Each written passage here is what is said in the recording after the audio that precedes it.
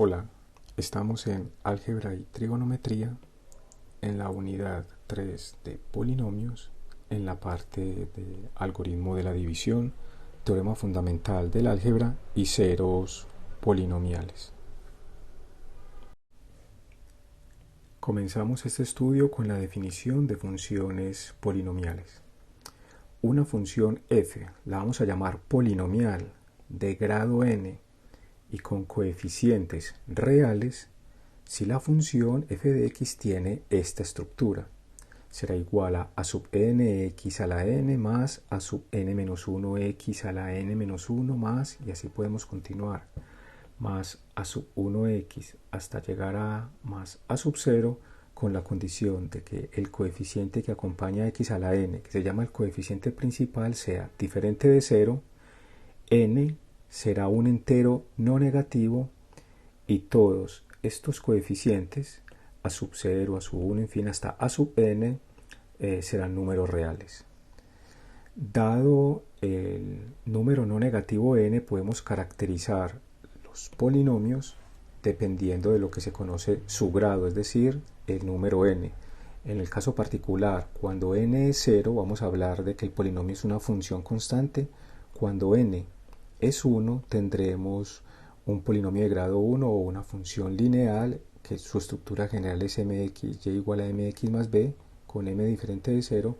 Cuando n es igual a 2, estaremos hablando entonces de una función cuadrática, cuya estructura es ax al cuadrado más bx más c, con a diferente de 0. Tres ejemplos de lo anterior es f de x igual a 4, que estamos con una función constante, g de x igual a 2x más 1, que es una función lineal, una recta, y h de x igual a x al cuadrado menos 3x más 4, que sería una función cuadrática. Ahora bien, en el caso particular de una función cuadrática, nos damos cuenta que su estructura es simplemente un polinomio cuadrático, ax al cuadrado más bx más c, con a diferente de 0. Dada esta estructura, el dominio son todos los números reales y el rango de la función es el subconjunto de todas las posibles imágenes de la función f. En estos dos ejemplos tenemos dos parábolas, y igual a 1/3 de x al cuadrado, y igual a 2x al cuadrado, y las estamos comparando respecto a la parábola y igual a x al cuadrado. Nos damos cuenta que estas parábolas, ax al cuadrado, en este caso bx más c de 0, estas dos parábolas siguen estando centradas en el origen, es decir, el vértice es 0, 0. La diferencia es que cuando la constante que multiplica x al cuadrado es positiva, menor que 1, la parábola pareciera ser que se abre respecto a la parábola estándar y igual a x al cuadrado. Cuando la constante es mayor que 1, nos damos cuenta que la parábola, la que está con azul, al parecer se cierra un poco respecto a la parábola estándar y igual a x al cuadrado. En general, la forma estándar de una función cuadrática es esta: f de x igual a por x menos h al cuadrado más k. Esa es una parábola centrada en el vértice hk, obviamente con a diferente de 0. ¿De dónde surge esta estructura? De lo siguiente: si tenemos originalmente la función y igual a por x al cuadrado, que es una parábola centrada en el origen o con vértice en 0, 0, entonces cuando trasladamos esta parábola ya no a un vértice 0, 0, sino a un vértice hk, eso es equivalente a reemplazar a x por x1 menos h, este que está aquí, y a y en esta igualdad por y sub 1 menos k, para que se lleve los valores de y a esa traslación a y igual k. Entonces, en vez de y vamos a tener y sub 1 menos k. En vez de x acá vamos a tener x1 menos h multiplicado por a y elevado al cuadrado, que al despejar y sub 1 tenemos a x sub 1 menos h todo al cuadrado más k, que es la estructura que tenemos acá. Como se estudió antes, cuando la constante a es mayor que 0, la parábola se abre hacia arriba. Si la constante a fuera menor que 0, la curva se va a abrir hacia abajo. Miremos esto con dos ejemplos. En este caso, comparados con y igual a x al cuadrado. Acá tenemos la parábola con azul, que es y igual a menos x al cuadrado más 1, donde la constante es negativa. Nos damos cuenta que la parábola se abre hacia abajo y está trasladada del punto 0, 0 al punto 0, 1.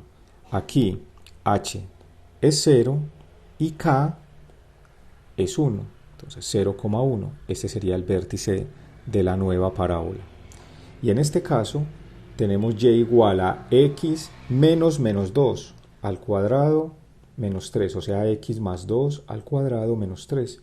En este caso la constante a es positiva, entonces la parábola se abre hacia arriba y el vértice, el nuevo vértice es el punto menos 2, por eso lo leí x menos 2 para que quedara más 2. El punto es h igual a menos 2, k igual a menos 3. Entonces el vértice hk es menos 2, menos 3. Ahora estudiaremos el teorema del valor intermedio para funciones polinomiales. Utilicemos esta gráfica para entenderlo. Nos dicen que si f es una función polinomial, esta función digamos es f, la que está con azul, y se tienen que para valores a menor que b, las imágenes son diferentes. F de a, es esta que tenemos aquí, es diferente a f de b. Estas dos son diferentes. Entonces el teorema del valor intermedio lo que nos dice es que para cualquier valor de k entre f de a y f de b va a existir un valor c entre a y b, de forma tal que este valor k es la imagen de este número c a través de la función f. O sea que f evaluado en c es igual al valor k escogido entre f de a y f de b. Ese es el teorema del valor intermedio para funciones polinomiales. Una de las consecuencias más importantes del teorema del valor intermedio para funciones polinomiales es cuando hay un cambio de signo entre f de a y f de b. En ese caso vamos a decir que va a existir al menos un número c entre a y b, de forma tal que la función evaluada en este número c será igual a 0. Eso es lo que se conoce como un cero de la función o una raíz en el punto c. Gráficamente tenemos estas situaciones. Cuando en a f de a es negativo y en b f de b es positivo, entonces pasamos de negativo a positivo. En algún momento, en un punto c, la función será exactamente igual a 0. En este caso, en la gráfica que tenemos con rojo, en a la función f es positiva, en b la función f, al evaluarla en b, es negativa. Acá pasamos de positivo a negativo. En algún momento, en algún punto c, la función va a cortar al eje x o de manera equivalente. Al evaluarla en este punto c, la función va a valer 0. Miremos este ejemplo. Tenemos un polinomio de grado 4 y la afirmación que nos dan en el ejemplo es que entre 2 y 3 la función tiene un 0. ¿Por qué? Lo más seguro es que entre 2 y 3 haya algún cambio de signo, y efectivamente al evaluar la función en x igual 2 nos da que f de 2 es positivo, es 5, y al evaluarla en 3, esta función al evaluarla en x igual a 3, vemos que hay un cambio de signo. Ya f de 3 es menos 5, es negativo. Entonces pasamos de positivo a negativo entre 2 y 3. En algún lugar entre 2 y 3 la función va a cortar al eje x, es decir, la función al evaluarla en ese número, en algún número entre 2 y 3, será 0. Ahora presentamos el algoritmo de la división. Si tenemos dos polinomios f y g, con el polinomio g diferente de 0, este teorema nos dice que van a existir polinomios únicos q de x y r de x de forma tal que el polinomio f será igual a el polinomio g de x multiplicado por el polinomio q de x más r de x, donde este polinomio r de x o es 0 o el grado de r de x es menor que el grado del polinomio g de x. Por lo general se tienen los siguientes nombres. Para f, g, q y r se suele llamar a f como el dividendo, g como el divisor, q el cociente y r el residuo. Otra forma de representar esta igualdad es dividiendo en la igualdad por g de x, que se puede hacer porque es diferente de 0, y tendríamos entonces que f de x dividido g de x será igual al cociente q de x más el residuo sobre g de x. Entonces esta representación y esta representación son equivalentes. En este ejercicio nos piden dividir este polinomio de grado 4 entre un polinomio de grado 2. Utilizaremos el algoritmo de la división. F de x es todo este polinomio de grado 4, g de x, que es el divisor, es el polinomio de grado 2. Vamos a encontrar el cociente y el residuo, que tendrá que tener un grado estrictamente menor que el grado del divisor. Comenzamos preguntándonos qué le falta a x al cuadrado para ser igual a 3x a la 4. Faltaría multiplicarlo por 3x al cuadrado. Entonces 3x al cuadrado multiplicado por 1 es 3x al cuadrado, pasa con signo contrario, menos 3x al cuadrado, y lo ubicamos debajo del término que tenga la misma potencia. Ahora, 3x al cuadrado multiplicado por x al cuadrado es igual a 3x a la 4 y pasa con signo contrario, menos 3x a la 4, lo ubicamos debajo del término que tenga la misma potencia. Al hacer la suma, esto nos dará 0, este término baja igual, menos 1 menos 3 me queda menos 4, x al cuadrado, y estos dos términos bajan igual. En esta fila hacemos de nuevo la pregunta, ¿qué le falta a x al cuadrado para ser igual a 2x a la 3? Faltará multiplicarlo por 2x. El siguiente término entonces será 2x y hacemos de nuevo el mismo procedimiento.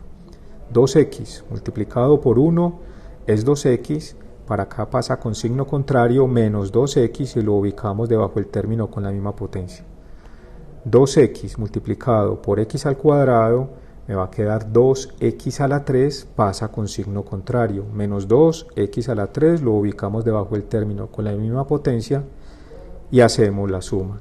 Esto nos dará 0, este término queda igual, menos 1 menos 2 es menos 3x, y este término baja igual. De nuevo, ¿qué le falta a x al cuadrado para ser igual a menos 4? X al cuadrado faltará multiplicarlo por la constante menos 4, entonces es el siguiente término, menos 4. Menos 4 multiplicado por 1 me da menos 4, pasa con signo contrario, o sea más 4. Lo ubicamos debajo del término independiente. Menos 4 multiplicado por x al cuadrado será igual a menos 4x al cuadrado, pasa con signo contrario, 4x al cuadrado, lo ubicamos debajo del término con la misma potencia, y al hacer la suma, esto nos dará 0, acá tenemos menos 3x, y acá tenemos menos 6 más 4, que es menos 2. En este punto el algoritmo termina, porque este término tiene el grado estrictamente menor que el divisor, o sea que x al cuadrado más 1. Esto es de grado 2 y este es de grado 1. Entonces la representación que estudiamos en el algoritmo de la división es que la función polinómica f de x será igual a g de x, que es x al cuadrado más 1, multiplicado por el cociente que acabamos de obtener, que es un polinomio de grado 2, 3x al cuadrado más 2x menos 4, más el residuo. En este caso el residuo es menos 3x menos 2. Y la otra representación que era dividiendo por g de x a ambos lados, que es la que tenemos acá.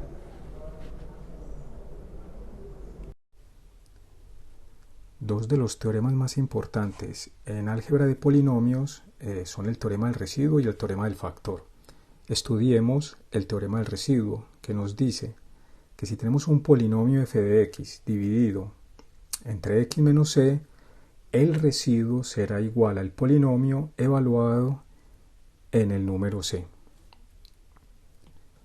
Tendremos en cuenta el algoritmo de la división para entender este teorema. El algoritmo de la división nos dice que si f de x está dividido entre x menos c, tendremos un cociente q de x y un residuo r de x con las siguientes características. Si este es de grado 1, el divisor, el residuo será entonces de grado 0. Cuando es de grado 0 es porque r de x es una constante. O sea que esta igualdad la podemos escribir de esta forma: f de x igual a x menos c por q de x, polinomio q de x, más una constante r. Y esto se tiene que cumplir para cualquier número real x. En particular, si hacemos a x igual a c. En ese caso tendremos que f de c será igual a c menos c multiplicado por q de c más la constante r. Acá esta resta nos va a dar 0 y en el lado izquierdo nos queda f de c y en el lado derecho r. Conclusión: el residuo r será igual a la función evaluado en c. Miremos el teorema del residuo aplicado a este ejercicio. Sin efectuar la división, me dicen calcular el residuo que se obtiene al dividir este polinomio de grado 4 entre x más 3. Este x más 3 pues es bueno verlo como x menos 3 para poder tener la forma x menos c. Entonces el teorema del residuo nos dice que para obtener el residuo de esta división del polinomio entre x más 3 basta con calcular la función evaluado en menos 3. f evaluado en menos 3 nos tocará reemplazar a x en todas partes por menos 3 a la 4, más 5 por menos 3 elevado a la 3, más 5 por menos 3 al cuadrado, menos 4 multiplicado por menos 3 menos 7, que luego de hacer las operaciones encontraremos que es menos 4. Y ya nos dejan como ejercicio efectuar la división para darnos cuenta que efectivamente el residuo es menos 4. El teorema del factor nos dice que un polinomio f de x va a tener un factor x menos c si y solamente si la función evaluada en este número c es igual a 0.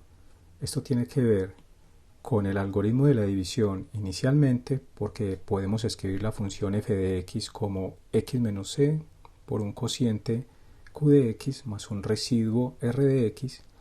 El teorema del residuo además nos dice que este residuo es la función evaluada en c. Este fue el teorema que acabamos de estudiar, la función evaluada en c, y adicionalmente cuando f o la función evaluada en c es igual a 0, entonces vamos a tener que el polinomio f de x es igual a x menos c por otro polinomio q de x, es decir, x menos c es un factor del polinomio f de x. Miremos esto con un ejercicio.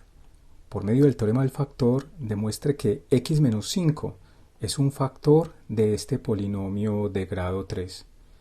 Entonces, en este caso nos toca chequear que el polinomio evaluado en 5 tendrá que ser 0. Miremos si efectivamente esto se cumple. ¿A qué será igual f de 5? Hay que reemplazar a x aquí, aquí y aquí por 5. 5 a la 3 menos 8 por 5 al cuadrado más 19 por 5 menos 20, que al efectuar las operaciones efectivamente nos da 0. Entonces x menos 5 sí es un factor de este polinomio de grado 3. Ahora estudiaremos un algoritmo que se llama división sintética, que nos va a servir para dividir un polinomio f de x entre una estructura de la forma x menos c. Miremos en qué consiste el algoritmo. Si tenemos un polinomio f de x igual a sub n x a la n más a sub n menos 1 x a la n menos 1 más, en fin, hasta a sub 1 x más a sub 0, y queremos dividirlo por la estructura o el polinomio de grado 1 x menos c, el algoritmo de la división nos dice que eso se puede escribir de esta forma: f de x igual a x menos c multiplicado por el cociente q de x más una constante r. Si este polinomio f de x es de grado n, este cociente q de x es de grado n-1. Eso va a ser bastante importante porque el procedimiento de división sintética me va a entregar tanto el residuo como los coeficientes de este polinomio de grado n-1. El algoritmo me dice que en la primera fila vamos a escribir todos los coeficientes del polinomio f de x. A sub n, a sub n-1, en fin, y así los escribimos todos. Si de pronto aquí faltara el término x a la n-1, es porque su coeficiente sería 0, o sea que en esa posición habría que poner un 0, si ese fuera el caso. Lo siguiente es, después de tener todos los coeficientes del polinomio f de x, acá a la derecha colocamos la constante c, que nos acompaña a la estructura x menos c, la constante c, y el procedimiento es el siguiente. Vamos a hacer la siguiente suma. Inicialmente el término a sub n lo bajamos tal cual, luego este término a sub n lo multiplicamos por c y obtenemos c por a sub n. Hacemos la suma de estos dos términos, a sub n-1 más c por a sub n, digamos que ese resultado es un término b sub n-1. Este término b sub n-1 lo multiplicamos por c y tenemos el valor c por b sub n-1 que escribimos acá, y de nuevo hacemos esta suma, a sub n-2 más c por b sub n-1. Eso nos dará otro término, digamos b sub n-2, y seguimos el procedimiento, b sub n-2 multiplicado por c, en fin, seguimos haciendo el procedimiento hasta finalmente obtener aquí un término b sub 1 y obtener acá finalmente un término r. Este término que estoy señalando sería el residuo, este r de esta división, y todos estos términos que están con azul serían los coeficientes del polinomio q de x que estamos señalando en el algoritmo de la división. Miremos esto con un ejemplo. Si en este ejercicio nos piden dividir este polinomio de grado 3 entre x menos 2, entonces identificamos los coeficientes en este caso e identificamos la c, que es 2, para hacer división sintética. 3 menos 4, que es el que acompaña x al cuadrado, menos 2, que es el que acompaña el término lineal, menos 7, que es el término independiente, acá c es 2, y comenzamos el procedimiento. Para hacer la suma bajamos el primer término, que es 3. 3 multiplicado por 2 nos da 6. Menos 4 más 6 nos queda 2 positivo. De nuevo, 2 multiplicado por 2 nos da 4. Menos 2 más 4 me da 2 positivo. De nuevo, 2 multiplicado por 2 nos va a dar 4. Menos 7 más 4 será igual entonces a menos 3. Acá ya tenemos el residuo y acá ya tenemos los coeficientes del polinomio q de x. Si este es de grado 3, q de x es de grado 2. ¿Cómo quedaría escrito? El cociente y el residuo, el cociente es 3x al cuadrado más 2 por x más 2 y el residuo es menos 3. Es decir, el polinomio f de x será igual a x menos 2 multiplicado por q de x, si este es de grado 3, este es de grado 2, que sería 3x al cuadrado más 2 por x más 2, más el residuo, que en este caso es menos 3. A continuación estudiaremos algunos resultados fundamentales de álgebra. El primer teorema, conocido como el teorema fundamental del álgebra, me dice que todo polinomio de grado n mayor o igual a 1 posee al menos un cero que puede ser real o complejo.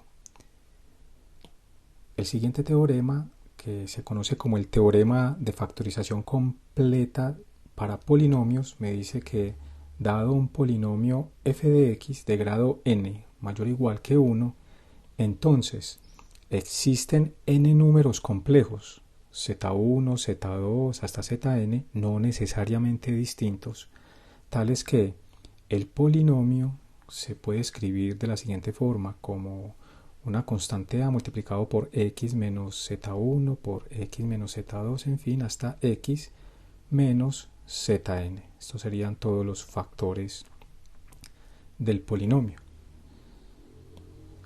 Miremos esto con dos ejemplos. Tenemos el polinomio f de x y el polinomio g de x. F de x un polinomio de grado 3, g de x un polinomio de grado 2.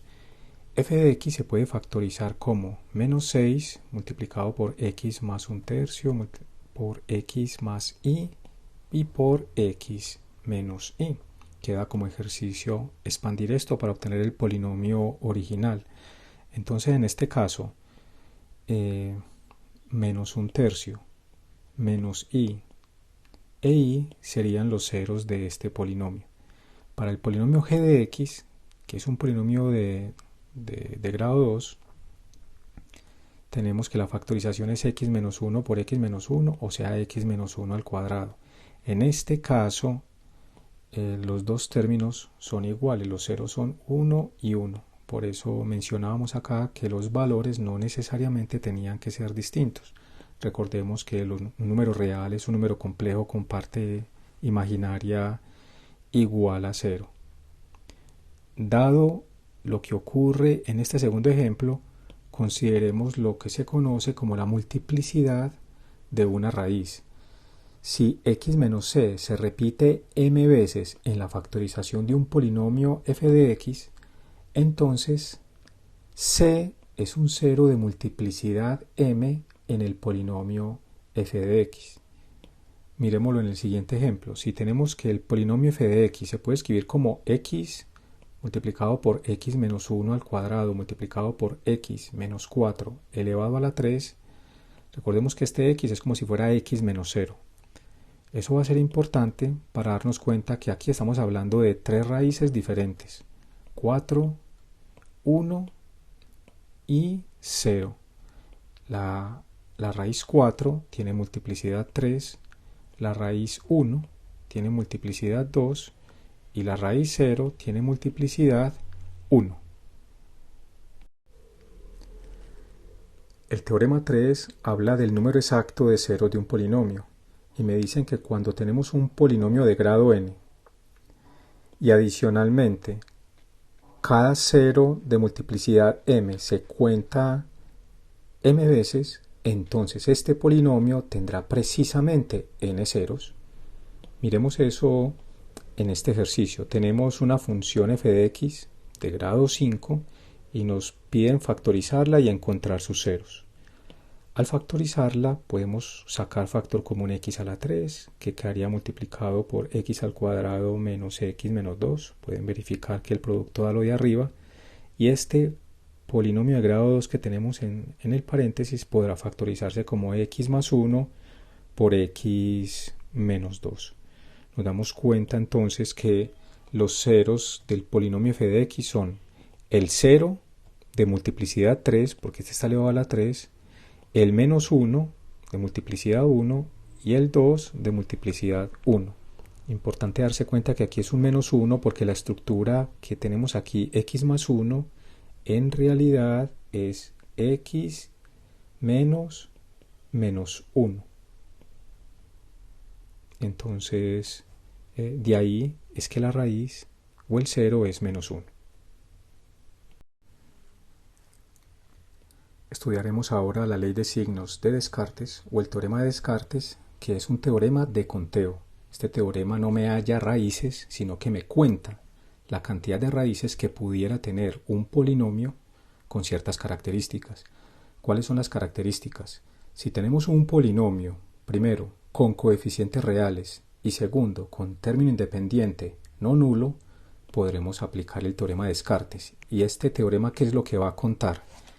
El número de ceros reales positivos de la función f de x, del polinomio f de x, y el número de ceros reales negativos del polinomio f de x.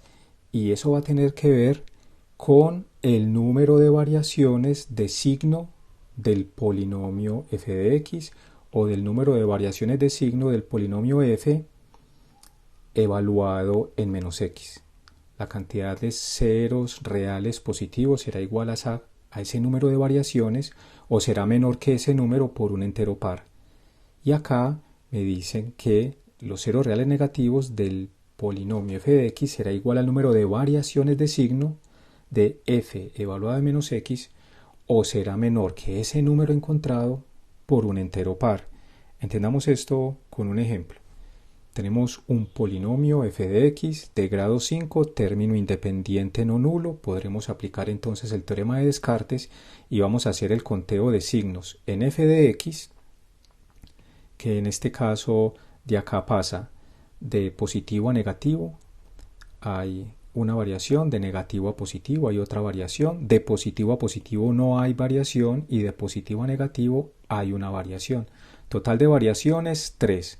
Ahora, ¿qué sucede con f evaluado en menos x? Al evaluar f en menos x podrán verificar que el polinomio que nos queda es este y contemos las variaciones. De menos a menos no habría variación, el signo es el mismo. De menos a más hay una variación. De más a menos hay una variación y de menos a menos no habría variaciones. Aquí tenemos dos variaciones.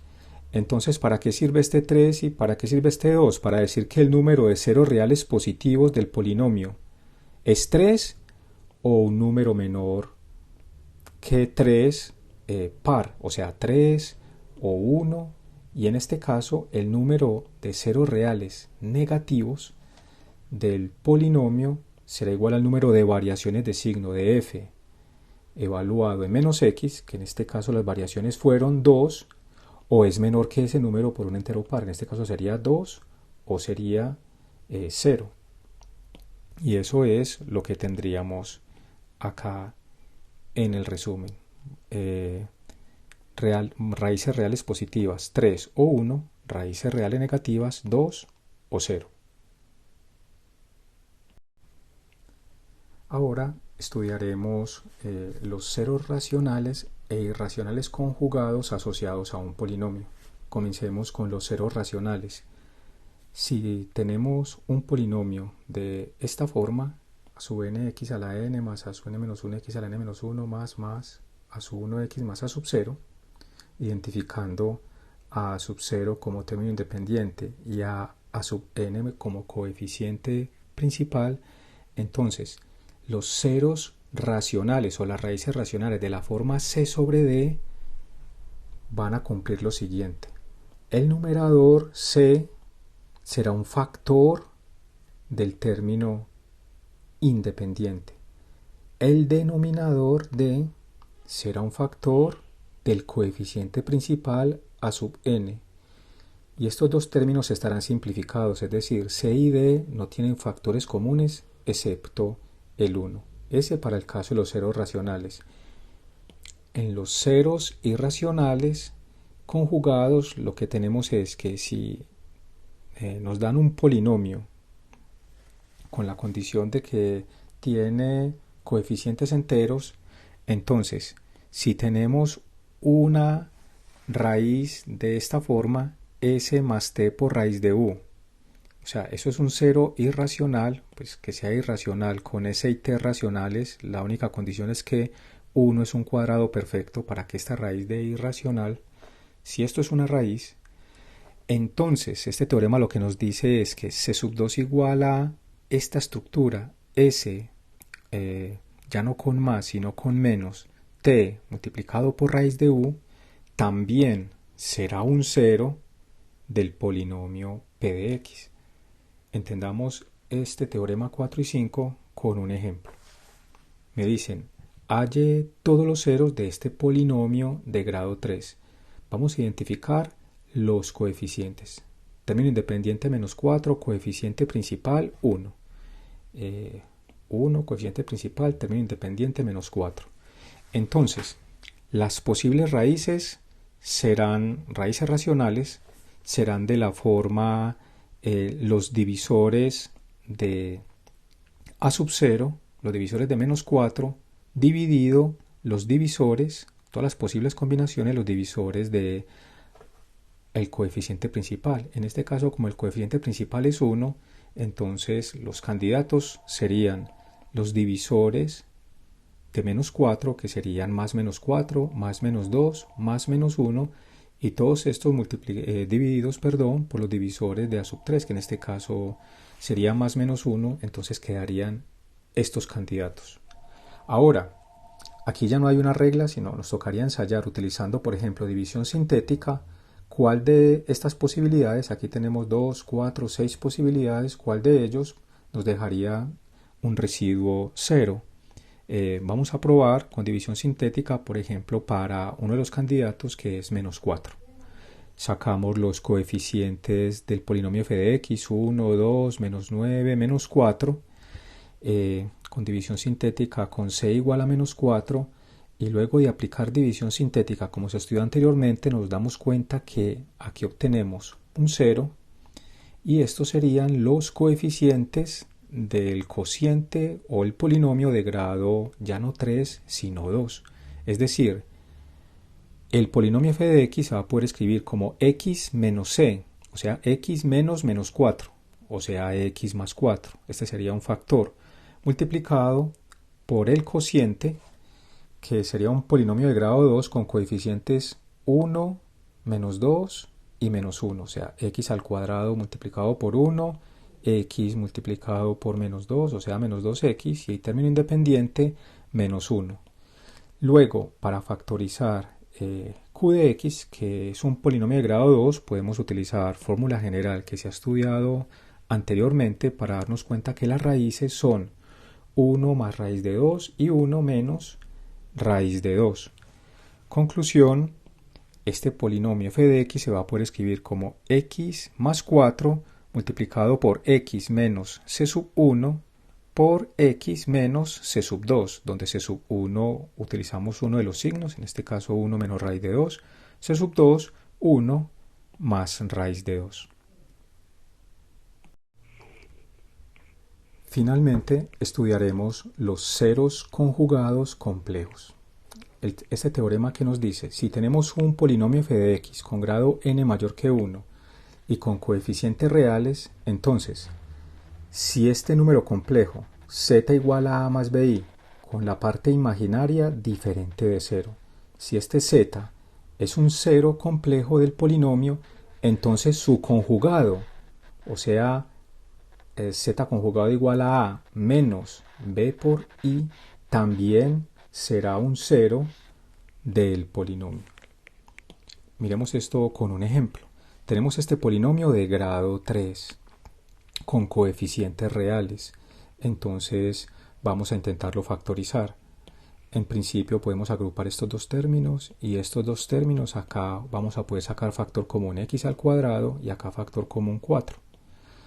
Y al hacer esa agrupación tenemos aquí x menos 1, tenemos x menos 1 que podemos sacar como factor común para obtener que el polinomio inicial se puede escribir como x menos 1 multiplicado por x al cuadrado más 4.